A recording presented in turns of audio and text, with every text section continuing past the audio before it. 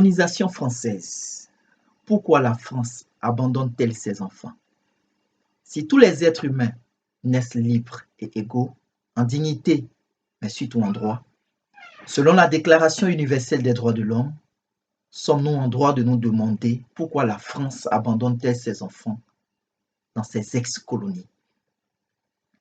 Ils ou elles portent des noms de leur mère, avec pour mention sur l'acte de naissance père inconnu. Pour ceux ou celles qui ont eu la chance d'avoir eu un semblant de gain de cause, il est marqué ceci: père supposé être français. Quelle honte, quelle méchanceté, quel manque d'humanisme, quelle mauvaise foi. Comment peut-on faire des enfants et ne pas les reconnaître? Comment peut-on avoir honte de son rejeton, fruit de ses efforts libidinaux?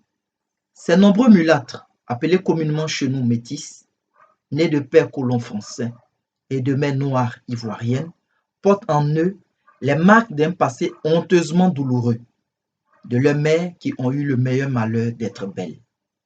Pour ce crime divin, elles ont condamné leur progéniture à la quête perpétuelle de leur identité. Séparés de force de leur mère, ils furent déposés dans l'ancienne résidence du gouverneur à Abassam, devenu aujourd'hui l'orphelinat de Grand Bassam. Pourquoi après plusieurs décennies d'indépendance, ces enfants légalement illégitimes de la France coloniale n'ont pas encore reçu la reconnaissance tant attendue?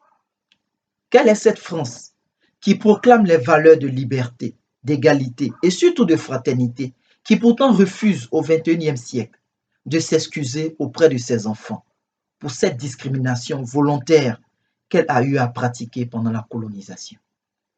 Pourquoi la France refuse-t-elle d'accorder la nationalité aux enfants de ceux qui lui ont permis d'exploiter la Côte d'Ivoire? Ces enfants seraient-ils moins français que les Français de tout horizon?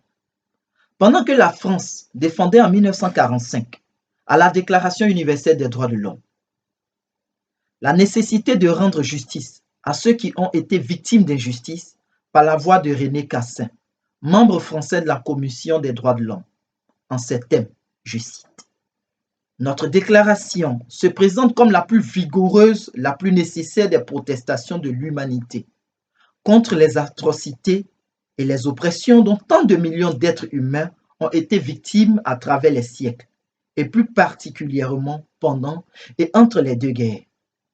Mais en Côte d'Ivoire, cette France humaniste, terre d'égalité, de fraternité et de dignité, préfère appliquer Montesquieu sur ses enfants. Je cite: il y a des cas où il faut mettre pour un moment un voile sur la liberté, comme on cache la statue des dieux. Que la France reconnaisse les descendants des colons français nés en Côte d'Ivoire pour que ceux-ci retrouvent la liberté, l'égalité, la fraternité dont jouissait leur père. Tel est notre plaidoyer. Je vous remercie.